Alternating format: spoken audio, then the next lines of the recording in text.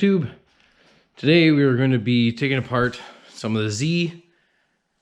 I have a new light and also an FDF angle kit. So I'll be working towards installing this over the next few days. I just work on it in the evening after work, so I do it when I can, kind of thing. And yeah, so I'm going to start pulling it out. So what you got to do first is grab that trusty light quickly.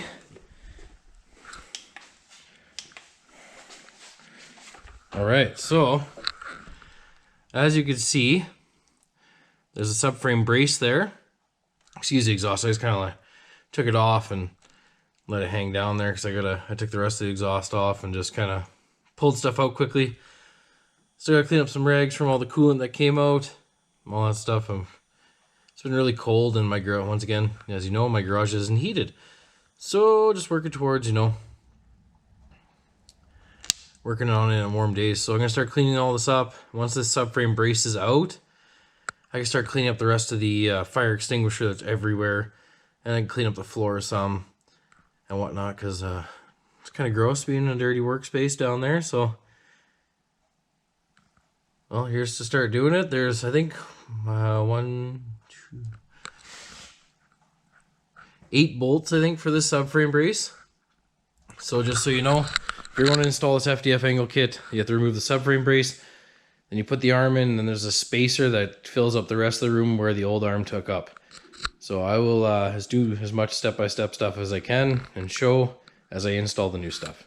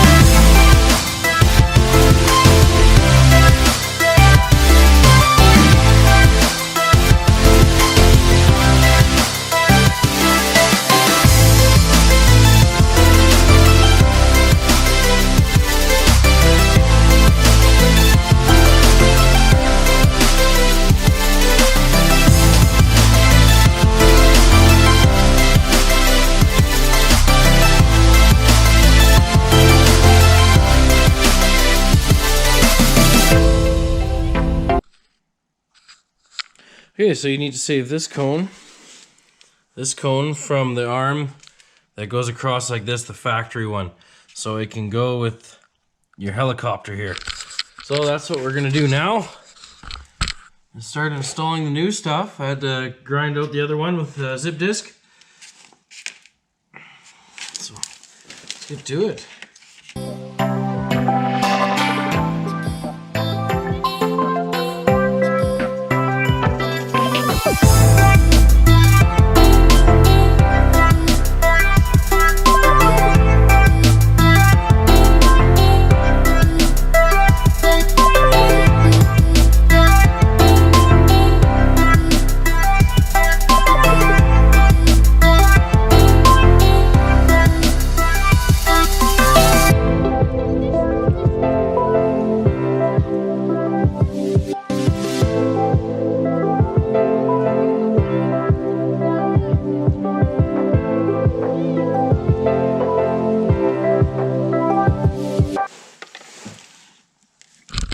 Alright, so that is the angle kit for now. There's that helicopter, and then that's control arm. And that's how it connects here, is a spacer there. So you got the spacer, and then we're going to put that subframe brace back in once we get this aligned a bit. I gotta tighten this shock down. I'll do the tie rod tomorrow. I'll finish this side off, and then I'll start the other side. But that's all I'm gonna do for today. And yeah, I'll see you tomorrow. Alright, so out here for day number 2 of working on the car. So what I had to do to get this little cone out here, this goes into the knuckle, and it's on this arm. So what I did was I cut it off with a grinder, and then I don't have a vise, so I just put it in there like that and then knock the bolt through. But you do need this to install the helicopter onto, that's what they call it when you get the package. It was written on there nicely, it said helicopter.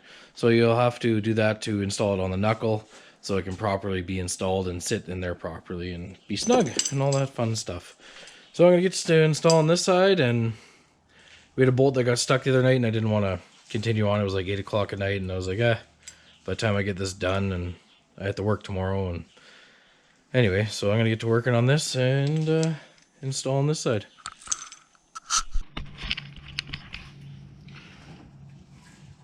So the cone goes right there. So you need that one, and that one goes in there. And then this guy attaches like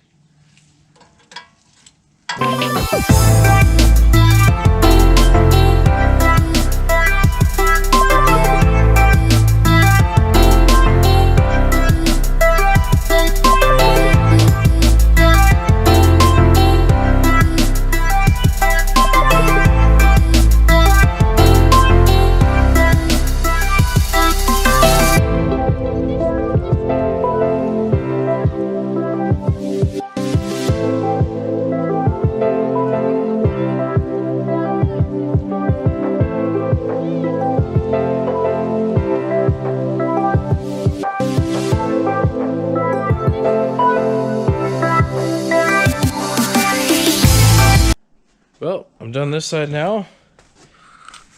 So there it is. So just to show you that you install the head of the bolt facing the back of the car, so the nuts facing the front of the car, so it gives you more clearance for when the tie rod side comes into play. Josiah recommended that in the install video. So there's that.